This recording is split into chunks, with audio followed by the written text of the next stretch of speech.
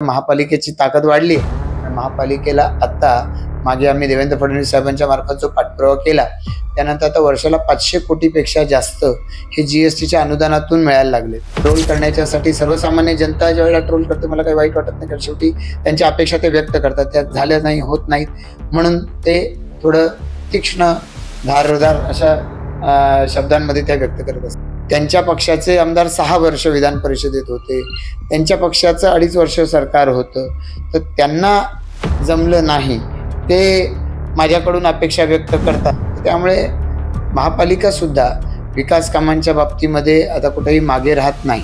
हवा तितका वेळ त्याच्यामध्ये देता आला नाही, केले प्रयत्न पण यश आलं नाही, असं घडतं। चॅनेलच्या माध्यमातून तळोजा खारघर या परिसरामधल्या वेगवेगळ्या सामाजिक विषयांना सातत्याने न्याय मिळत असतो।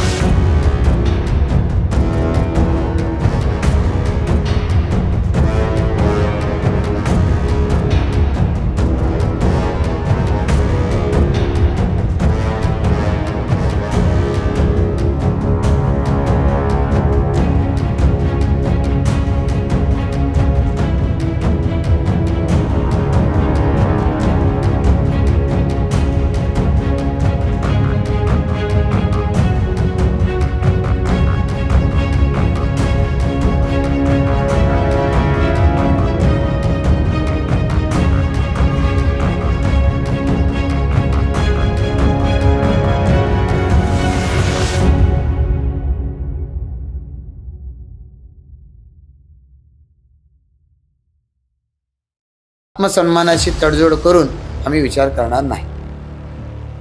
नमस्कार, मी सुनील कातारे, महाराष्ट्र न्यूज 36 मध्ये आपल्या सगळ्यांचं स्वागत आहे। नवी मुंबईच्या प्रलंबित प्रश्नांवर आपण नेहमीच चर्चा करत असतो। आज आपण पनवेल विधानसभा मतदारसंघाचा पाठपुरावा करत असताना आपले आमदार प्रशांतजी ठाकूर सर आपल्या सोबत आहेत। सतत 3 वेळेस हॅट्रिक मारल्यानंतर यंदा देखील महत्वाची भूमिका ते निभावतील का? जनतेचा आणि मतदार राज्याचा कौल कोणासोबत असणार आहे? अनेक विविध प्रश्नांवर आपण चर्चा करणार आहोत। दिवाळीच्या ऐन मोक्यावर खरं तर आज सरांची भेट घेतलेली आहे। सर, तुमचं सर्वप्रथम स्वागत आहे। दिवाळीच्या खूप शुभेच्छा सर। नमस्कार, आपल्या सर्व दर्शकांना दिवाळीच्या मनपूर्वक शुभेच्छा।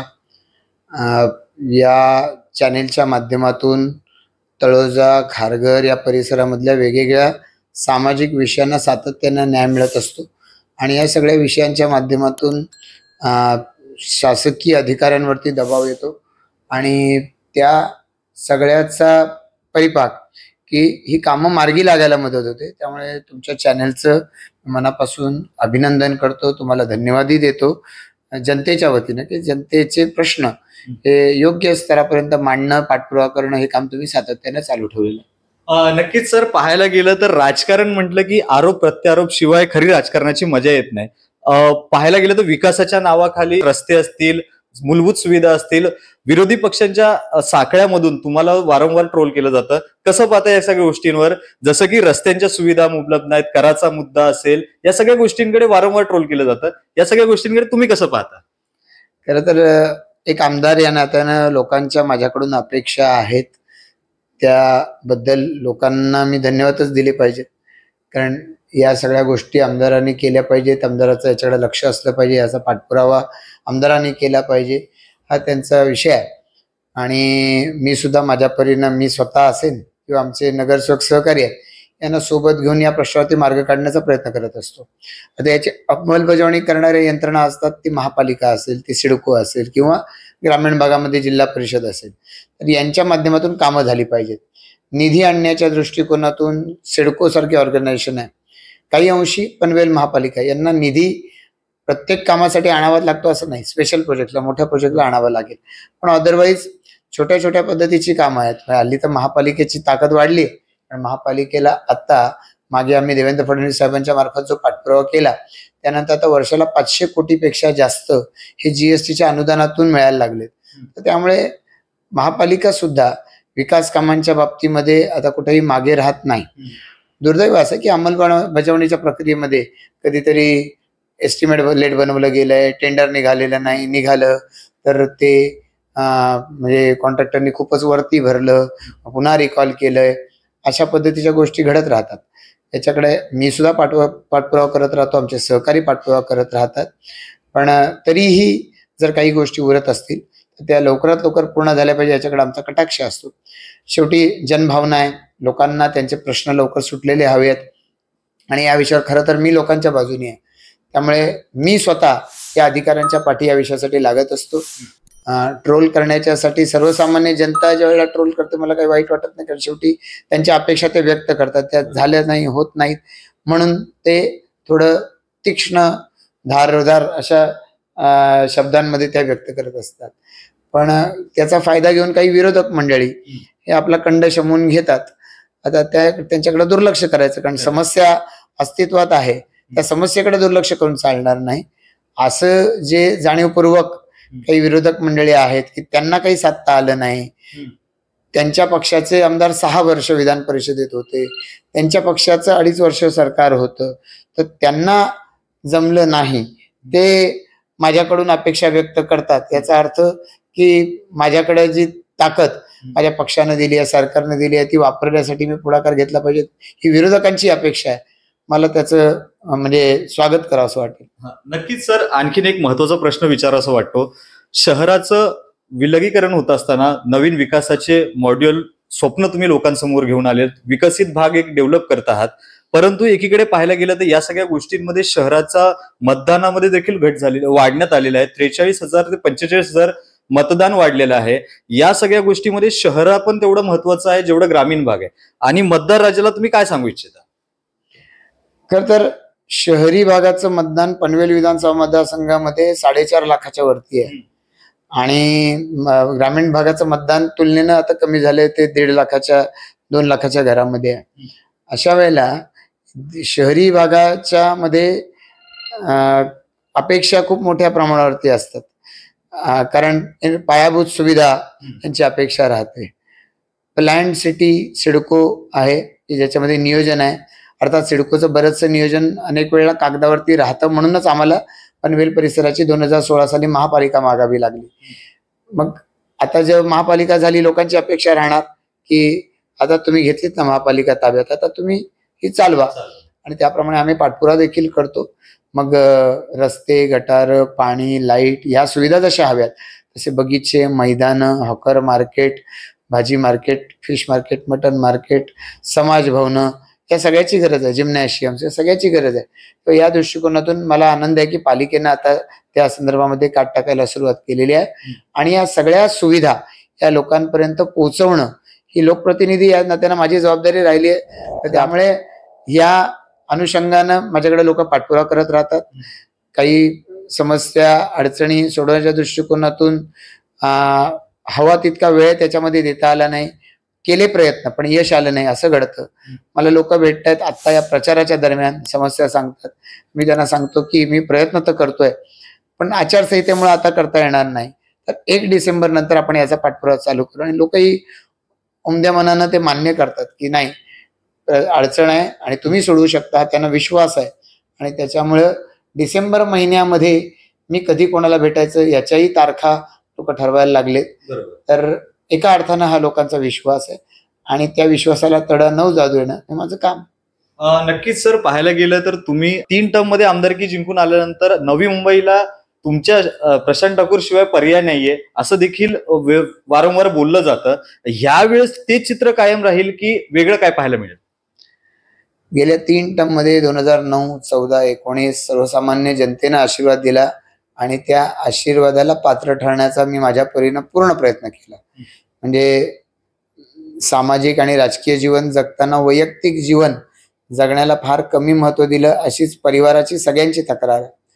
त्यामुळे वेळ दिला का, तर वेळ 100% दिला आणि त्याचं फलश्रुती अशी झाली की लोकांनी सुद्धा भरभरून जेव्हा केव्हा आम्ही लोकांच्याकडं मत मागायला गेलो, समर्थन मागायला गेलो, त्यावेळी लोकांनी पाठबळ दिलेलं आहे. आणि आत्ता गेल्या 5 वर्षामध्ये प्रामुख्यानं 2.5 वर्ष विरोधात होतो, 2.5 वर्ष सत्तेत होतो. पण भाग्य माझं असं आहे की आमचा पक्ष भारतीय जनता पार्टी या पक्षाच्या माध्यमातून गेल्या 2.5 वर्षामध्ये आणि महायुतीच्या माध्यमातून जे काम उभं राहिलेलं आहे, हे काम खरंच अभिनंदनीय अशा पद्धतीचं काम आहे.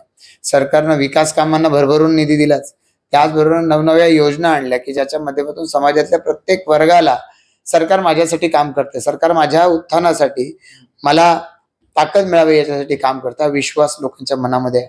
पण त्याच्यामध्ये लाडकी बहीण योजना असेल, अन्नपूर्णा योजना असेल, मुलींना 12वी नंतरचं मोफत शिक्षण योजना असेल, या नव्यानं सुरू केलेल्या योजना आहेत. त्याच्या आधी पंतप्रधानांनी सुरू केलेली मोफत धान्य योजना असेल, उज्ज्वला योजना, त्याचबरोबर मोफत शौचालय, प्रधानमंत्री आवास योजना, महात्मा फुले जन आरोग्य योजना, कितीतरी योजनांची नावं घेत राहीन. या सगळ्यामुळं एक सामाजिक शक्ती ही उभी राहिलेली दिसते आणि त्यामुळे पनवेल मतदारसंघामध्ये या सगळ्याचा भरणा खूप मोठ्या प्रमाणात आहे. अनेक लोकांपर्यंत या योजना पोहोचतायत का हे बघण्यासाठी पक्षानं आम्हाला सातत्यानं पाठपुरावा केलेला आहे आणि त्यामुळे लोकांमध्ये जाऊन या योजना लोकांपर्यंत पोहोचवणं आणि त्याच्यावरचा फीडबॅक घेणं, त्याच्यात दुरुस्त्या करणं आवश्यक असतं तर दुरुस्त्या करणं, या दृष्टिकोनातून आम्ही पुढे चाललोय. आपण पाहिलं की लाडकी बहीण योजना जुलै महिन्यामध्ये सुरुवातीला आली. काही लोकांनी तक्रारी सुरुवात केल्या महिलांनी की तुम्ही उत्पन्नाचा दाखला मागता, हे सगळं मागता, यांनी वेळ लागतोय.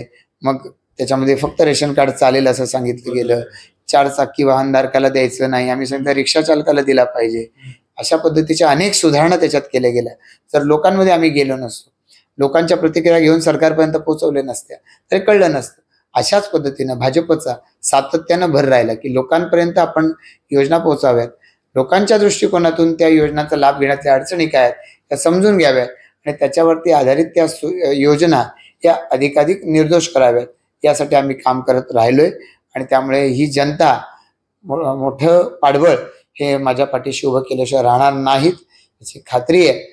टर्म 3री की 4थी याहीपेक्षा जास्त गेल्या 5 वर्षामध्ये मी लोकांच्या उपयोगाला आलोय का, माझ्या समोर असलेल्या प्रतिस्पर्ध्यांपेक्षा मी जास्त काम डिलिव्हर करू शकलोय का, हे माझ्या दृष्टिकोनातून महत्वाचं आहे आणि त्याबाबत मी समाधानी आहे. नक्कीच सर, पाहायला गेलं तर आता थोड्या वेळापूर्वी लाडकी बहीण योजनेचा उल्लेख झालेला, विरोधकांकडून त्या ठिकाणी देखील ट्रोल करण्यात येते. एकीकडे पाहायला गेलं तर ही फक्त निवडणुकीच्या आवारातली स्ट्रॅटर्जी आहे, स्टंटबाजी आहे. यानंतर महिलांची देखील दिशाभूल करण्याचा प्रयत्न केला जातोय. तुमच्या प्रभागामध्ये तब्बल 2.5 लाख ते 2 लाख महिलांची मतदाराची संख्या आहे. या सगळ्या मतदार भगिनींना काय सांगू इच्छिता? मी आमच्या सर्व महिला भगिनींना खात्री देतो की तुमच्या सर्वांच्या पाठबळावरती महायुतीचे एक आमदार निवडून येणार आहेत आणि महायुतीचं सरकार पुन्हा एकदा सत्तेमध्ये येणार आहे.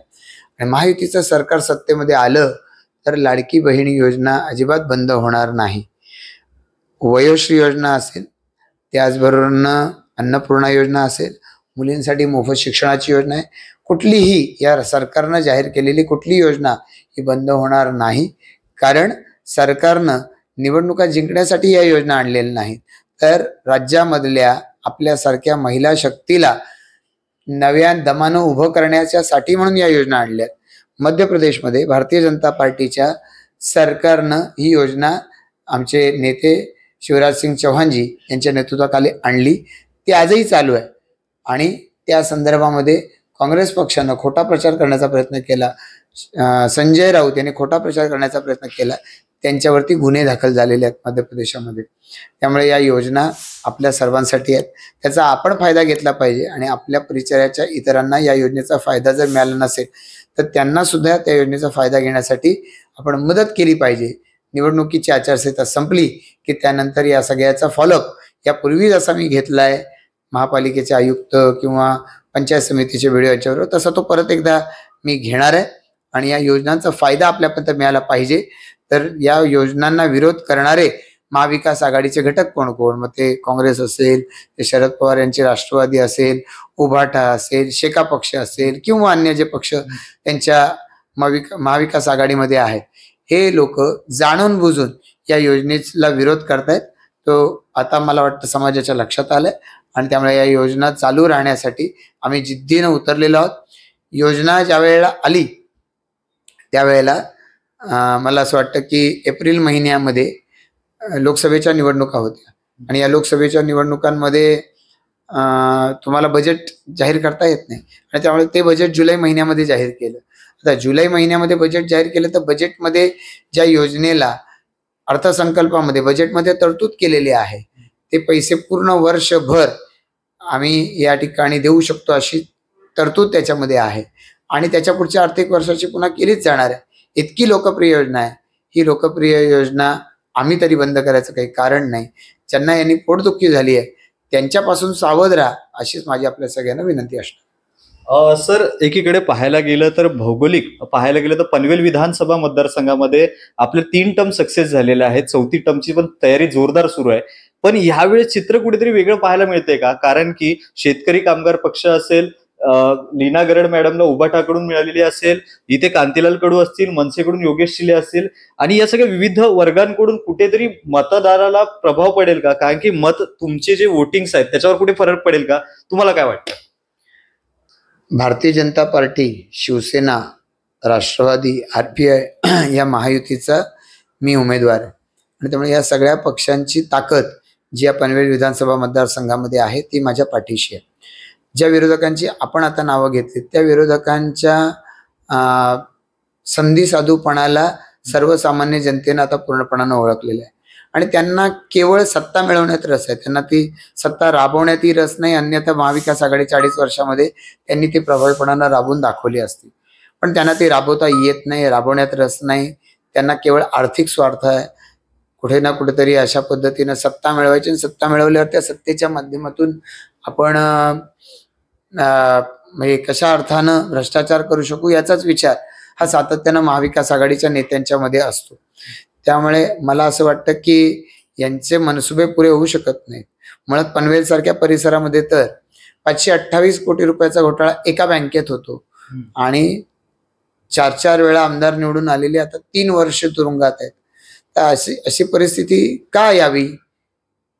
इतपत पैसा 528 कोटीचा भ्रष्टाचार केला तो कुठे गेला याचं उत्तर हे आता प्रचाराला जे त्यांचे बगलबच्चे येणार आहेत यांनी दिले पाहिजेत. अजूनही 5 लाखाच्या वरच्या 3000 पेक्षा जास्त लोकांचे पैसे बाकी आहेत. हे कोण देणार याचं उत्तर हे प्रचाराला येणारे लोक आहेत त्यांनी दिलं पाहिजे आणि मग प्रचार केला पाहिजे. सर्वसामान्य जनता मतदानाच्या रूपानं तुमच्यावर जर विश्वास टाकणार आहे तर त्या विश्वासाला खरोखर तुम्ही पात्र आहात का याचं उत्तर त्यांनी दिलंच पाहिजे. नक्कीच सर, या सगळ्या गोष्टींमध्ये मुस्लिम समाजाच्या मतांचा देखील विचार केला तर ते देखील महत्वाचं आहे. संपूर्ण महाराष्ट्राचं चित्र पाहता हिंदू, मुस्लिम आणि भाजप याचं कॉम्बिनेशन कुठेतरी विस्कळीत होताना दिसतंय. या सगळ्या गोष्टीकडे तुम्ही कसं पाहता? खरं तर एक आमदार या नात्यानं मी सातत्यानं समाजाची कामं केली आहेत. देशाचे पंतप्रधान म्हणतात सबका साथ सबका विकास या सूत्रानुसार मी काम करत आलेलो आहे आणि या सूत्रानुसार मला आमदार म्हणून जेव्हा जेव्हा काम करण्याची संधी मिळाली लोकप्रतिनिधी नात्यानं त्या सगळ्या समाजाच्या विकास कामांसाठी निधी देऊ केलाय. त्यांचे प्रश्न सोडवण्यासाठी भांडलेलो आहे. वेगवेगळे आता तळोजातलं कब्रस्तान असेल ते कब्रस्तान महापालिकेच्या माध्यमातून त्यांना लवकर मिळावं याच्यासाठी प्रयत्न केलाय. पनवेलमधल्या शैक्षणिक संस्था असेल त्यांना महापालिकेच्या कडून काही होणाऱ्या अडचणी आहेत त्याच्यासाठी मी प्रयत्न केलेले आहेत. पण हे सगळं करत असताना त्याला केवळ मतांच्या अपेक्षेने पाहिलेलं नाही तर त्या समाजाची गरज आहे. आज शिक्षण संस्था जर चांगली निर्माण झाली ती मुस्लिम समाजात असेल तर त्याचा फायदा सगळ्या समाजाला होतो. एक पिढी सुशिक्षित होते त्याच्यातून आणि स्वतः कमवती होते. मला असं वाटतं की अशा सामाजिक कार्याच्या बाबतीमध्ये आम्ही नेहमीच या सर्व समाजाच्या बरोबर राहिले. माननीय पंतप्रधानांचंच ते म्हणणं आहे. पण याचा अर्थ कधीतरी दिवाळी आली आहे आणि तुम्ही दिवाळीला लाईटच लावू द्यायची नाही, दहशत निर्माण करायची, अशा पद्धतीचं वातावरण करण्याचा प्रयत्न करत असतील तर केवळ मतांचं लांगुलचालन करण्यासाठी आम्ही कोणाकडे जाणार नाही आहोत. तर स्वाभिमानानं केलेल्या कामाच्या आधारावर मतं मागणार आहोत. पण जे अशा पद्धतीची दहशत पसरवत असतील त्यांना वेळ प्रसंगी धडा शिकवावा लागेल, तर तो धडा शिकवण्यासाठी आम्ही तयार असू. त्यावेळेला मतांचा केवळ अशा समाजाच्या आत्मसन्मानाशी तडजोड करून आम्ही विचार करणार नाही. सर, अगदी महत्वाचा प्रश्न. आमदारकीच्या 3 टन झाल्या, 4थ्या टन मध्ये नागरिकांना काय असे 5 बदल तुम्ही आमदार झाल्यावर पाहायला मिळतील नवी मुंबई पनवेल विधानसभा मतदारसंघामध्ये? प्रमुख 5 बदल तरी कोणते असे सांगा. खरं तर पनवेल विधानसभा मतदारसंघ आपण जो म्हणतो, पनवेल विधानसभा मतदारसंघामध्ये तुम्ही म्हणता तसं सिडकोनं जी नवी मुंबई बसवली होती त्या नव्या मुंबईचा पनवेल तालुक्याचा भाग येतो, ज्याच्यामध्ये सिडकोनं वसाहती उभ्या केलेल्या आहेत. पनवेल नगरपालिकेची हद्द आहे आणि त्याचबरोबर ग्रामीण भाग जो पनवेल परिसरातला आहे हा त्याच्यामध्ये आहे. या सगळ्या परिसराच्या बरोबरीनं जिल्हा परिषद, पंचायत समिती याचेही जिल्हा परिषदचे 4 सर्कल, 8 पंचायत समितीचे गट हे तिथे आहेत. आणि या सगळ्या परिसराची स्वतःची एक विकासाची भूक आहे. रस्ते असतील, गटार असतील, पाणी असेल, लाईट असेल, या सगळ्या सुविधा, पब्लिक ट्रान्सपोर्टेशन, या सगळ्या सोयीसुविधा लोकांना हव्यात. या देण्याच्या दृष्टिकोनातून आम्ही आज काम करतो, येणाऱ्या भविष्यकाळामध्ये आम्ही काम करत राहणार आहोत. आरोग्याचं इन्फ्रास्ट्रक्चर महापालिकेच्या माध्यमातून 25 दवाखाने सुरू झालेत, ते अधिक वाढवणं यासाठी मी प्रयत्न करणार आहे. शिक्षणाच्या दृष्टिकोनातून महापालिकेच्या हद्दीमध्ये आम्ही जिल्हा परिषदेच्या ताब्यात अजूनही असे शाळा या महापालिकेच्या ताब्यात याव्यात यासाठी गिरीश महाजन साहेबांवर बैठक घेतली आहे.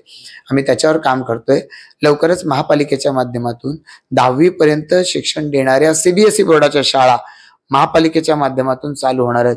त्यातून इथल्या पिढीला चांगलं शिक्षण मिळेल आणि त्याचा दुसरा अर्थ त्याच्या पुढे की इथे निर्माण होणाऱ्या रोजगारामध्ये त्याला संधी मिळेल, त्याला इथून दूर कुठेतरी स्थलांतर करून जाण्याची गरज नाही. चौथं, त्याचबरोबर महापालिकेच्या माध्यमातून या परिसरामध्ये वेगवेगळ्या पद्धतीच्या पायाभूत सुविधा या निर्माण करण्याच्यासाठी माझा भर आहे. मग त्याच्यात बगीचे असतील, मैदानं असतील, मच्छी मार्केट, मटन मार्केट, फेरीवाला मार्केट, सामाजिक भवनं जसं दिवा पाटील साहेबांच्या नावाने खारघरमध्ये होतोय, रमाबाई आंबेडकरांच्या नावानं खांदा कॉलनी पनवेल या ठिकाणी होतंय, अशी वेगवेगळ्या सामाजिक भवनांची निर्मिती आहे. मैदानांच्या बरोबर वेगवेगळ्या सोयीसुविधा. प्रत्येक नागरिक आणि प्रत्येक वयोगटातला नागरिक याला पनवेलवर, मी पनवेलचा नागरिक याचा अभिमान वाटला पाहिजे, या दृष्टिकोनातून माझे प्रयत्न सुरू आहेत. आणि 5वं, प्रदूषण विरहित अशा पद्धतीनं इथं औद्योगिकरण असलं पाहिजे. ते प्रदूषण आज करणाऱ्या कंपन्या आहेत, यांना ते प्रदूषण करण्यापासून परावृत्त करणं आणि अधिकाधिक पर्यावरणपूरक अशा पद्धतीचं पनवेल शहर, पनवेल परिसर, पनवेल ग्रामीण तालुका हा उभा करणं हे आमचं टार्गेट आहे. आणि मला खात्री आहे की जितके माझे ताकदवान सहकारी आहेत त्या सगळ्यांच्या सोबतीनं येणाऱ्या 3 ते 5 वर्षामध्ये आम्ही हे एक्झिक्यूट करून दाखवू. सर, अगदी महत्वाचा प्रश्न. तुम्ही शेवटच्या 5 मुद्द्यापैकी प्रदूषणाचा मुद्दा काढला. रामकी कंपनी असेल, डम्पिंग असेल, याच्यामुळे शेजारील होणाऱ्या गावांना आणि शहराचं अगदी MIDC तळोजापासून लगतचे शहरांचा विकास देखील तिथं झालेला आहे. त्या नागरिकांना देखील त्रास होणार आहे. गेल्या अनेक वर्षापासून हा त्रास सुरू आहे. या आमदारकीच्या टर्न नंतर तुम्ही या सगळ्या गोष्टींकडे विशेष कसं लक्ष देणार आहात? खरं तर जितकं औद्योगिकरण आपल्या परिसरामध्ये वाढेल, जितकी लोकसंख्या वाढेल, तितकं प्रदूषण वाढत राहतं. ते प्रदूषण हवेचं असतं, ते प्रदूषण पाण्याचं असतं, प्लास्टिकचं प्रदूषण, हे सगळ्याच पद्धतीची प्रदूषण आपल्याकडे वाढलेली आहे. आणि या सगळ्यांमध्ये आपण जर पाहिलं की पाण्याची गुणवत्ता, नदीच्या पाण्याची, हवेची गुणवत्ता याच्यामध्ये उत्तरोत्तर घट होत चाललेली आहे. आणि त्यामुळे हे चित्र बदललं पाहिजे. ही स्थिती बऱ्याच नागरिकांनी माझ्याकडे बोलून दाखवली. आम्ही या अनुषंगानं महापालिकेच्याकडे पाठपुरावा करतोय. महापालिकेनं याच्याकडे लक्ष देण्याची आवश्यकता आहे, जरी तो महापालिकेचा विषय नसला तरी. कारण लोकांचं जीवनमान चांगलं राहणं, सुधारणं हे महापालिकेची जबाबदारी आहे आणि त्यामुळे ही जबाबदारी ते पार पाडतील अशी मला अपेक्षा आहे. MPCBच्याकडे आम्ही या संदर्भात पाठपुरावा करतोय. या अनुषंगानं महापालिका, MPCB, जिल्हा परिषद यांनी एकत्र येऊन हातात हात घालून काम करण्याची आवश्यकता आहे. कंपन्या बंद पडाव्यात असं आमचं म्हणणं नाही, लोकांचा रोजगार जावा असं आमचं म्हणणं नाही, पण त्या कंपन्या जर घालून दिलेल्या मानकांचं पालन करत नसतील तर त्या कंपन्यांवरती कारवाईचा बडगा देखील उगारला पाहिजे. तरच या प्रदूषणाला काही अंशी मर्यादा असू शकते. काही वाहनांचं प्रदूषण रोजच्या रोज होतंय, मग त्यासाठी जास्तीत जास्त असं पाहावं लागेल आम्हाला की वाहनं रस्त्यावरती चालू अवस्थेत थांबू नये. त्यांचा प्रवास सुखकर व्हावा. तर या दृष्टिकोनातून देखील आम्ही फॉलोअप करतोय. मला अपेक्षा आहे की या सगळ्या प्रयत्नांना येणाऱ्या 2-3 वर्षांमध्ये मूर्त स्वरूप लाभेल आणि त्या माध्यमातून प्रदूषणाचा होणारा त्रास विशेषतः तळोजा औद्योगिक वसाहतीचा नक्की कमी होईल. सर, शेवटचा प्रश्न विचारतो. भूमिपुत्र, आम्ही ग्राउंड रिपोर्ट काढला, काही विविध ठिकाणी ग्राउंड रिपोर्ट काढल्यानंतर भूमिपुत्रांकडून कुठेतरी नाराजी व्यक्त होताना दिसते. मग तो दिवा पाटील यांच्या नावाचा उद्देशाने जो विमानतळाचा प्रकल्प असेल आणि दुसऱ्या नोकरी संदर्भातल्या अडचणी असतील, या सगळ्या गोष्टींकडे भूमिपुत्र कुठेतरी ग्राउंड रिपोर्टमध्ये नाराज आहे असं दिसतंय. या सगळ्या गोष्टींकडे भूमिपुत्रांना तुम्ही काय सांगा? या पनवेलमध्ये होणारं आंतरराष्ट्रीय विमानतळ याला लोकनेते दिवा पाटील साहेबांचं नाव दिलं जावं याच्यासाठी इथल्या भूमिपुत्रांनी, प्रकल्पग्रस्तांनी प्रचंड संघर्ष उभा केलाय. खरं तर कोविडच्या काळातला हा संघर्ष होता, पण या संघर्षामध्ये या सगळ्यांनी मिळून एका अर्थानं म्हणूया आपण जीवाची बाजी लावून हे आंदोलन यशस्वी केलेले आहेत. आणि त्यांच्या सर्वांच्या बरोबरीनं माझ्यावरही अनेक केसेस झाल्या. दिवा पाटील साहेबांचं नाव अटल सेतूला द्यावं किंवा विमानतळाच्या एखाद्या टर्मिनलला द्यावं अशा पद्धतीची मागणी शेकापचे बळाराम पाटील यांनी केलेली होती. आम्ही ठाम राहिलो त्या ठिकाणी की विमानतळालाच नाव पाहिजे आणि विमानतळाला नाव दिवा पाटलांचंच लागलं पाहिजे. यावरती आम्ही आग्रही होतो, ठाम होतो आणि त्याची परिणती आता महाराष्ट्राच्या सरकारनं केंद्र सरकारकडे प्रस्ताव पाठवलाय. केंद्रीय मंत्र्यांनी सुद्धा सांगितलं की एकच प्रस्ताव राज्य सरकारकडून आलाय आणि प्रघात असा आहे सर्वसाधारणपणानं की राज्य सरकारचा प्रस्ताव हा मान्य केला जातो. त्यामुळे एक प्रस्ताव आल्यामुळे त्याला मान्यता मिळेल. विमानतळ काही अजून सुरू झालेलं नाही नाराजी व्यक्त करायला की विमानतळ सुरू झाल्याने नाव दिलं नाही असं घडलेलं नाही. ते विमानतळ सुरू व्हायच्या आधी हे नाव लागेल, आम्हाला विश्वास आहे. आणि अशा पद्धतीचा विश्वास केंद्रीय मंत्री जे या खात्याचे आहेत नायडूजी यांनी व्यक्त केलाय. नक्कीच महत्वाच्या विषयावर आपण चर्चा केली, परंतु रोजगार, युवकांना रोजगारांसाठी काही विशेष योजना तुम्ही राबवलेल्या आहेत का? काही विशेष रणनीती आहे का? खरं तर आता आपल्याकडे जेव्हा विमानतळ येणार आहे, तो विमानतळ आहे त्याला अटल सेतूची जोड आहे की अटल सेतू मुंबईला पनवेलशी जोडतो. त्यामुळे खूप मोठ्या प्रमाणात आपल्या परिसरामध्ये येणाऱ्या कालावधीमध्ये औद्योगिकरण येणार आहे. So Virar Alibag multimodal corridor आहे, त्या कॉरिडॉरच्या अनुषंगाने देखील मोठमोठे उद्योग आपल्याकडे येतील. तळोजा औद्योगिक वसाहतीच्या शेजारीच आता नव्यानं औद्योगिक वसाहत उभी राहते आणि त्या औद्योगिक वसाहतीमध्ये आपण अलीकडे ऐकलं असेल की सेमीकंडक्टरचा 80,000 कोटीचा प्रकल्प त्या ठिकाणी येतोय. अन्य MIDC सुद्धा ज्या वेळेला तिथे येतील, मोठ्या प्रमाणात या उद्योगांमुळे या परिसरामध्ये रोजगार निर्माण होणार आहे.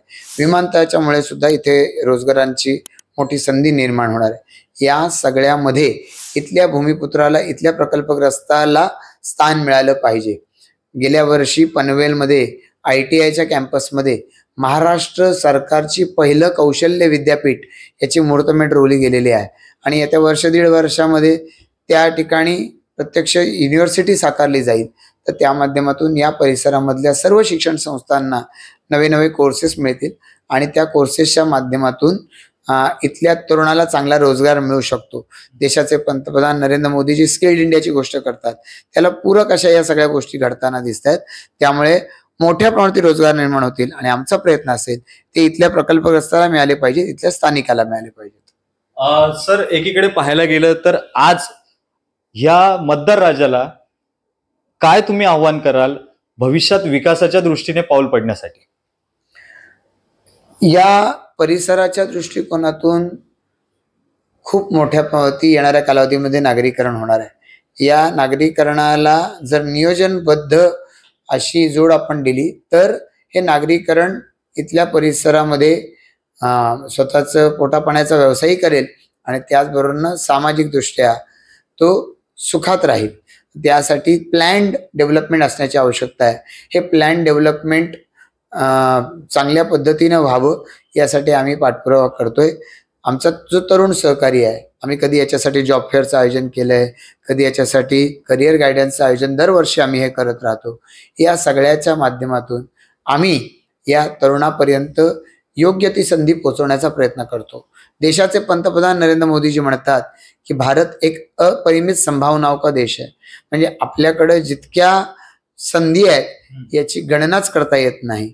तरुणानं कणखरपणानं आपल्या करिअर निवडलं पाहिजे आणि त्या निवडत असताना त्याच्यामध्ये आपल्याला पुढच्या काळासाठी अधिक त्या क्षेत्रात काय भर टाकता येईल याचा विचार केला पाहिजे. आणि असे साथीदार असतील तर त्यांना सहकार्य करण्यामध्ये मी कुठेही मागे राहणार नाही याची ग्वाही या आपल्या निमित्ताने या आपल्या सर्व दर्शकांना देतो.